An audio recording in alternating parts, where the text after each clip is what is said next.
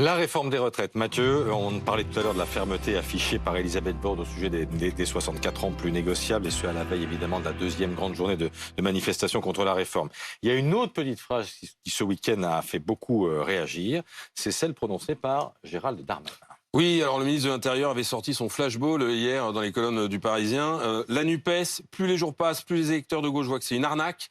La NUPES ne cherche qu'à bordéliser le pays. Et le ministre de l'Intérieur a insisté, il s'en est pris notamment aux amis de Jean-Luc Mélenchon. Monsieur Mélenchon et ses amis défendent une idée gauchiste, bobo, d'une société sans travail, sans effort. Alors c'est une attaque frontale qui n'a évidemment pas manqué de faire réagir les premiers concernés. Écoutez Emmanuel Bompard hier sur BFM TV. Je remarque qu'il est à court d'arguments sur le fond, c'est-à-dire que dans son interview, il consacre une série de réponses à taper sur la nouvelle Union populaire écologique et sociale. Il n'y a pas un argument pour essayer de convaincre les Français du bien fondé de cette réforme.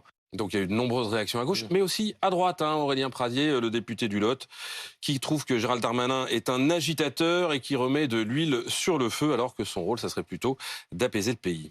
Bon, pourquoi cette virulence de la part du ministre de l'Intérieur ? Il est en service commandé, Gérald Darmanin. Ce week-end, il s'agissait de faire monter au front les poids lourds du gouvernement pour défendre la réforme. Alors, il n'a pas fait dans la colossale finesse. Et entre nous, ça commence un peu à bien faire. Parce que depuis le début, l'exécutif s'obstine à disqualifier les Français qui s'opposent à la réforme. Il y a 3 semaines, le gouvernement prenait les Français pour des enfants, auprès desquels un peu de pédagogie permettrait juste de leur faire changer d'avis.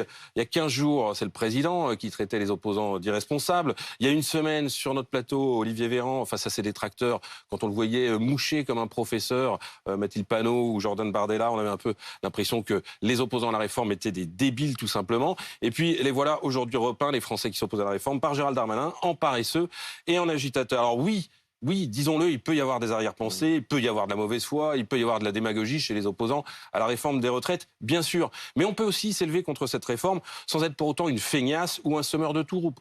On peut la critiquer, la trouver injuste, inégalitaire, brutale, ou les trois à la fois, sans pour autant être disqualifié pour s'exprimer, pour parler ou pour manifester.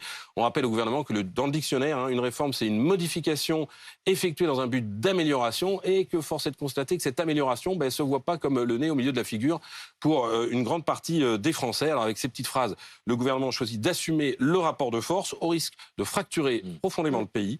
C'est un pari dangereux et risqué.